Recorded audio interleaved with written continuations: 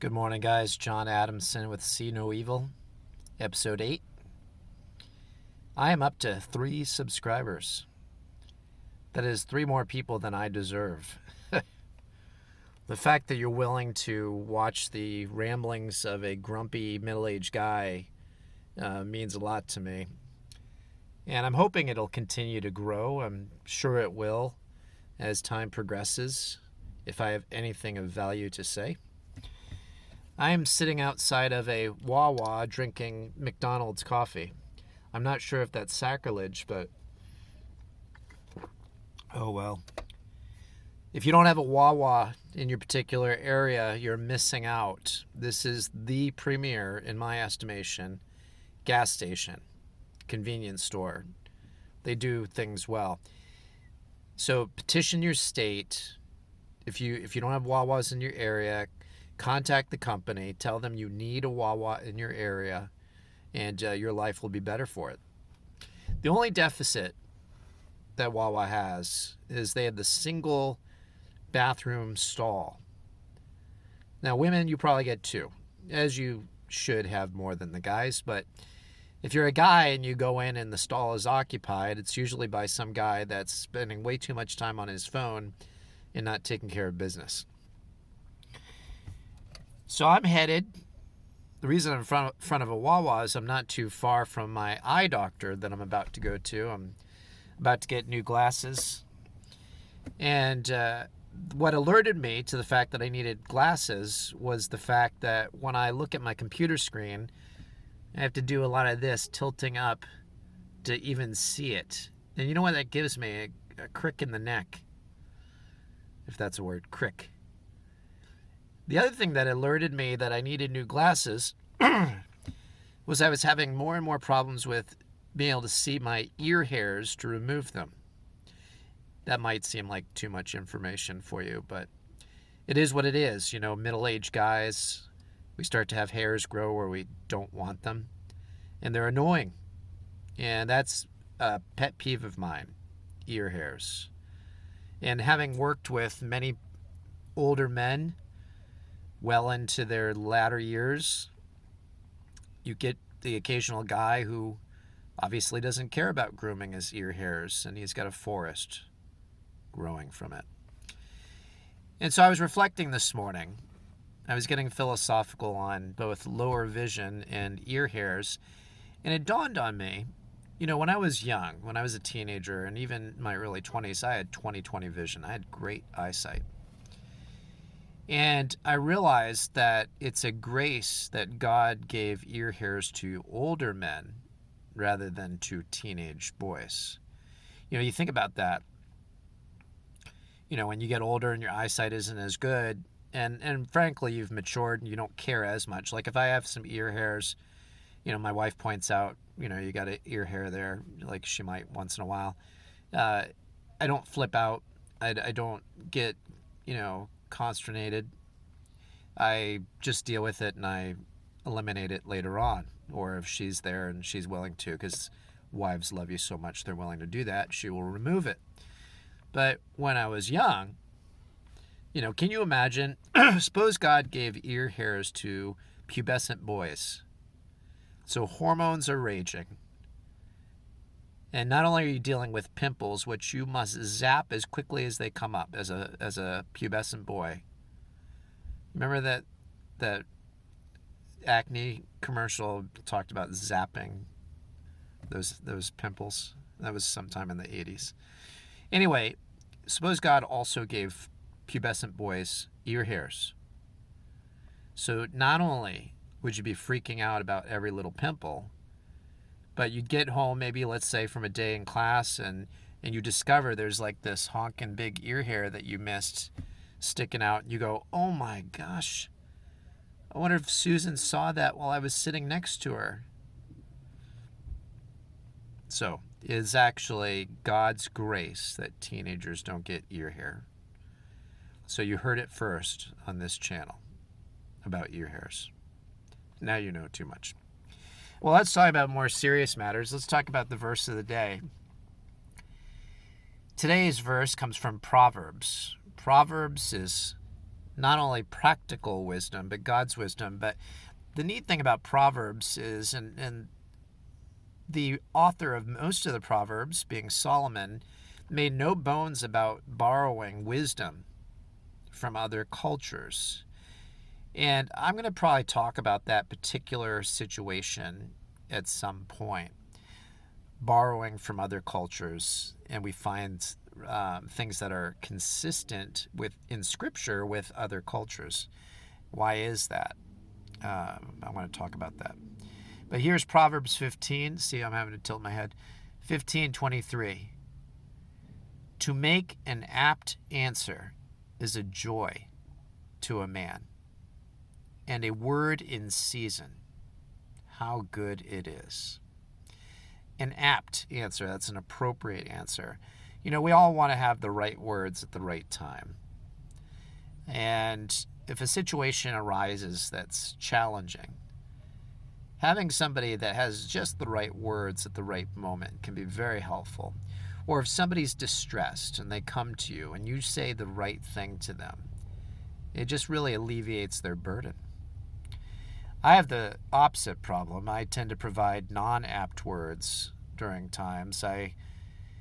I've sometimes, unfortunately, brought up what I thought would be a humorous statement in the midst of a situation, and it turned out to be the wrong thing to say. And I have rather sometimes a quick and dry wit, and that's not always the best. So may your words be apt today. Now, that's a good word, apt, short and simple. But let's talk about the word of the day from yesterday, and this was from Word Genius.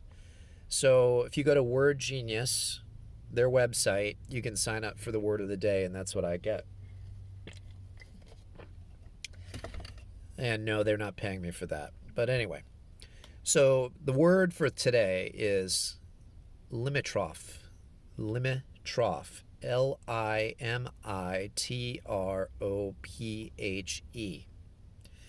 And it means a borderland or immediately neighboring country. So here's a couple sentences. The beginning of the neighbor's limitrof was defined by a hedge. Or here's another one. Norway is a limitrof with Sweden. Now, first of all, when I got this the other day in my email, this is the first time I'd ever seen that particular word. Secondly, it got me thinking philosophically about, imagine if Trump started using words like that. You know, he's famous for saying things like, I have the best words. And as one of my friends who's on the political left has pointed out, that his word findings to her, and she's got expertise in this area, suggests that Trump might have a form of dementia. I don't believe so. I believe the guy is fully with it. He just doesn't have a great vocabulary, and he tends to riff, and he doesn't care what he says, and that's going to come up in just a little bit.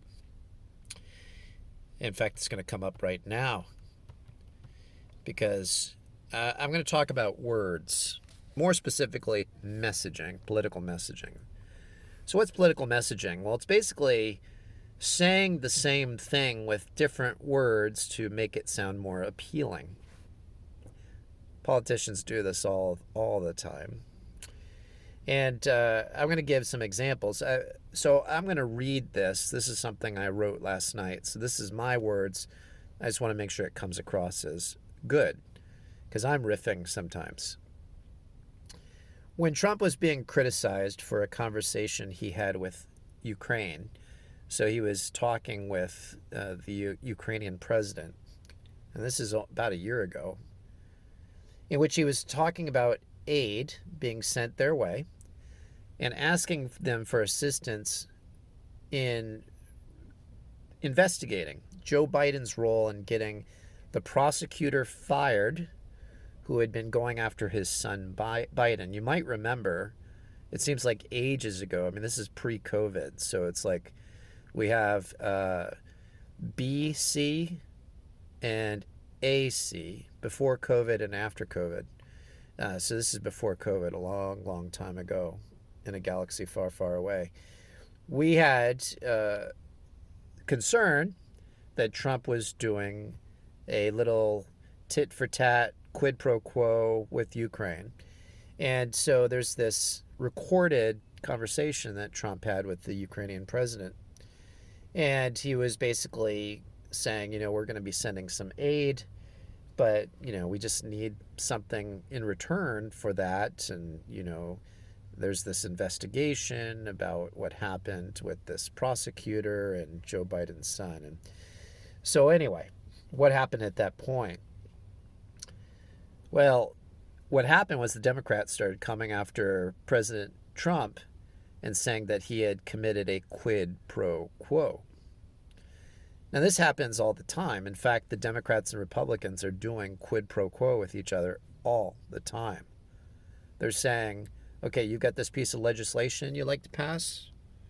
Well, if you want this passed and you want us in the opposite party to vote for it, you got to give us something in return. That is quid pro quo. But what happened was the Democrats, led by Nancy Pelosi, understood that that word wasn't going over. I mean, a lot of people, frankly, just don't use quid pro quo. It's a Latin term. It's not something you heard until that point, at least, very often. Didn't trend in social media. And so you didn't hear it and you didn't use it, and therefore the meaning of it was a little fuzzy. And then suddenly, Nancy Pelosi repackaged it. And you can actually, I've got the particular time when this was talked about. There's a CNN broadcast that you can look up on YouTube. The broadcast is dated November 19th, 2019. And in that broadcast, CNN, who is not Republican friendly, pointed out very clearly that Nancy Pelosi had shifted the conversation from quid pro quo to remessaging it as bribery. Now, bribery carries a much more strong connotation, and it's illegal generally to bribe to get something from somebody. So we see this all the time in politics. And here's some examples of how politicians repackage or remessage words to get your attention. I, as a pro-lifer, will say the opposite side is pro-abortion. They're pro-baby murder. That's how I would say that. But we know the other side would say, no, it's pro-choice. Doesn't that sound much better? Or, how about this, even more obtuse, more ethereal, more or less clear? Women's productive rights. Doesn't that sound better? Instead of saying gun control, which sounds like an infringement on the Second Amendment, what about saying gun safety? Well, everybody's for gun safety. I mean, I'm certainly for gun safety. I'm just not for gun control. I'm not for people taking away the Second Amendment. But if we say gun safety, and we try to tie certain weapons in with safety issues, well, we can remove them. What about saying, instead of green energy, which, ticks off some on the right, and I'm going to get to the Green New Deal in a second, what if we say we're focusing on energy independence? Now, both Democrats and Republicans could say energy independence. In fact, Donald Trump has been trumpeting that quite a bit. Oh, isn't that cool? The word trumpeting has Trump in it. Think about that for a minute. So anyway, he's been trumpeting this quite a bit, energy independence, and he's been boasting that we've achieved a level of independence we have not ever had. And so that's a good thing, right? And I agree, it is a good thing. We're not dependent on the Middle East. We're not enriching them. So what about the Green New Deal? Now, why the words Green New Deal? Well, if you know anything about your history, you'll know that we went through what's called the Great Depression. It started in the late 1920s.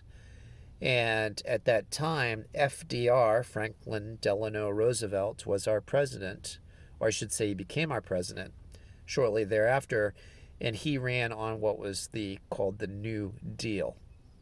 And the New Deal instituted all sorts of new government initiatives, agencies, and it was designed to stimulate our ability to recover from the Great Depression. Well, a lot of people believe if we had just allowed the free market to correct itself, we would have been perfectly stimulated to wealth and prosperity again for Americans. But the New Deal is often touted and viewed by many as being a great thing. So if you tack the word green onto the front of New Deal, it's a so-called positive spin on that. That even though this ridiculous program might cost us $90 trillion, the Green New Deal, and it probably will cost us countless more trillions, it sounds good. It's reminiscent of FDR, a beloved president who is elected to a third term. That makes it good. Now, what drives the left crazy about Donald Trump is related to this word packaging. They don't like him partly because of packaging. How do I know that? Because he has basically stated things as they are. Politicians don't like that, both on the left and the right generally. They want to just package the wording just right so it makes it more palatable for you to swallow. But not Donald Trump. He says it like it is. So, for example, he said he wanted to build a wall between us and Mexico. And he's doing that. Not as fast as he wanted to, definitely. He said the other day, and I haven't been able to verify this, we have about 400 miles of wall built. Now, that's still a drop in the bucket for what we're going to need, but still, it's something. He says he wants to protect the unborn, and then he does an executive order that hurts Planned Parenthood funding.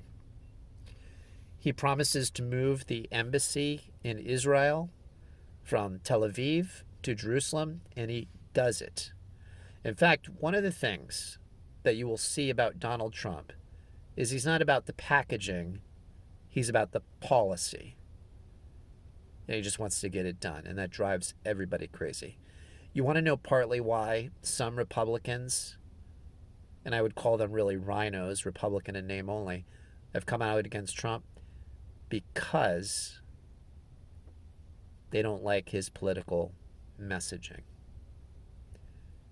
They don't like when conservative values are just out in the open to be evaluated by anybody. Wouldn't it be nice if both sides of the aisle were more about stating clearly what they were actually proposing to do, what they actually believed, rather than worrying about having the right wording so that you can swallow it? Because on the one hand, Donald Trump is offered the red pill, and all the other politicians want you to accept the blue. And with that said, I'm going to go over and get my eyes checked so I can get those ear hairs out without a problem. And I leave you again with too much information. I hope you have a great day. Take care and God bless.